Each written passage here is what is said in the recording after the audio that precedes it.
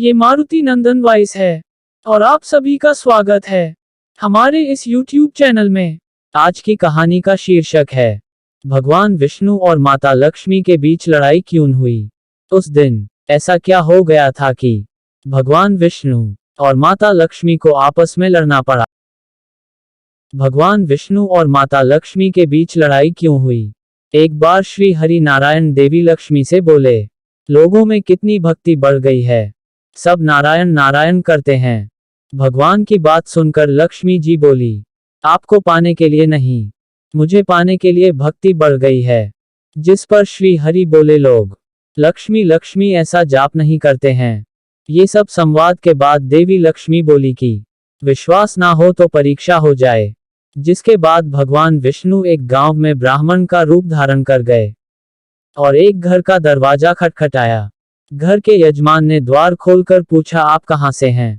तो प्रभु बोले, हम तुम्हारे नगर में परमात्मा का कथा कीर्तन करना चाहते हैं।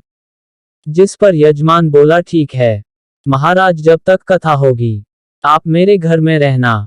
बाद में गांव के कुछ लोग इकट्ठा हो गए और सारी तैयारी कर दी। पहले दिन कुछ लोग आए, अब प्रभु स्वयं कथा कर रहे थे तो संगत बढ़ी। दूसरे और तीसरे दिन और भी भीड़ हो गई। विष्णु जी खुश हो गए कि कितनी भक्ति है लोगों के भीतर। उधर लक्ष्मी जी ने सोचा कि अब देखा जाए कि क्या चल रहा है।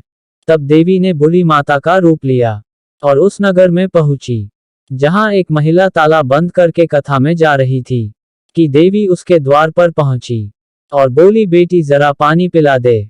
देवी की बात सुनकर महिला बोली, माताजी से 3 बजे हैं, मेरे को प्रवचन में जाना है। जिस पर लक्ष्मी माता बोली, पिला दे बेटी, थोड़ा पानी, बहुत प्यास लगी है। तब वह महिला लोटा भर के पानी घर से लाई और माता ने पानी पिया। तब लोटा वापस लौटाया तो वह सोने का हो गया। यह देखकर महिला सोच में पड़ गई कि लौटा दिया तो पीतल का था, पर वापस लिया तो सोने का, कैसी चमत्कारिक माता है।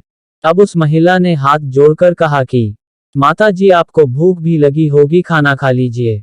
लालच की इच्छा रखते हुए सोचा कि खाना खाएगी तो बर्तन भी सोने के हो जाएंगे। माता उसकी मंशा समझ गई और कहने लगी, तुम जाओ बेटी, तुम्हारा प्रवचन का समय निकला जा रहा है। जिसके बाद वह महिला प्रवचन में आई, लेकिन अपने आसपास की सभी महिलाओं को सारी बात बताई। अब महिलाएं यह सुनकर चलते सत्संग के बीच में से उठकर चली गई। वहीं अगले दिन से इस कथा में लोगों की संख्या कम हो गई। तो भगवान हरि ने पूछा कि लोगों की संख्या कम कैसे हो गई। तब किसी ने कहा, नगर में एक चमत्कारिक माताजी आई है जिसके घर से दूध पीती है तो ग्लास सोने का हो जाता है, थाली में रोटी सब्जी खाती है तो थाली सोने की हो जाती है। उनके चलते लोग प्रवचन में नहीं आते। जिसके बाद विष्णु जी समझ गए कि देवी लक्ष्मी का आगमन हो चुका है। इतनी बात सुनते ही देखा कि जो यजमान सेठ जी थे वो भी उठ खड़े हो गए और चुपके से निकल लिए और माता लक्ष्मी के पास पहुंचकर बोले, माता, मैं तो भगवान की कथा का आयोजन कर रहा था और आपने मेरे घर को ही छोड़ दिया। देवी बोली, तुम्हारे घर तो मैं सबसे पहले आने वाले थी, लेकिन तुमने अपने घर में जिस कथाकार को ठहराया है ना, वो चला जाए तभी तो मैं आऊं। सेठ जी बोले, बस इतनी सी बात, उन्हें अभी धर्मशाला में कमरा दिलवा देता हूँ। अब जैसे ही भगवान कथा करके घर आए तो सेठ जी बोले, महाराज आप अपना बिस्तर बांधो और जाओ, आपकी रहने की व्यवस्था अब से धर्मशाला में कर दी है। जिस पर महाराज बोले, अभी तो कथा के 2-3 दिन बचे हैं, यही रहने दो। सेठ बोले, नहीं नहीं, जल्दी जाओ, मैं कुछ नहीं सुनने वाला, मुझे किसी और मेहमान को अपने घर में ठहराना है। इतने में ही देवी लक्ष्मी आए और कहा कि सेठ जी आप थोड़ा बाहर जाओ, मैं इन्हें विदा करती हूँ। माता लक्ष्मी जी भगवान से बोली, प्रभु अब तो मान गए। देवी की बात सुनकर विष्णु जी बोले, हाँ लक्ष्मी, तुम्हारा प्रभाव दिखाई देता है, लेकिन एक बात यह देखी गई, तुम वहां जाती हो जहां संत धार्मिक अनुष्ठान करते हैं और साफ तरह से कमाई करने वाले लोग रहते हैं। इसका अर्थ है संत जहां भी कथा करेंगे आप वहां अवश्य आगमन करेंगी। इतना कहकर श्री नारायण ने बैकुंठ के लिए प्रस्थान किया। अब प्रभु के जाने के बाद अगले दिन सेठ के घर सभी गांव वालों की भीड़ हो गई।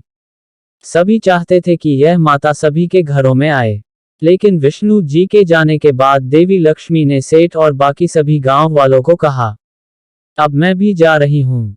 सभी कहने लगे कि माता ऐसा क्यों? हमसे क्या भूल हुई है? माता ने कहा, मैं वही रहती हूँ जहाँ नारायण का वास होता है।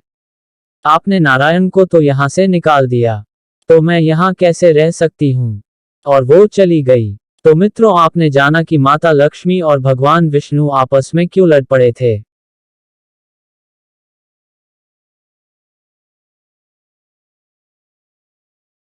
धन्यवाद। ऐसे ही रोचक कहानियों के लिए चैनल को लाइक और सब्सक्राइब करें तथा बेल आइकॉन को दबा दें।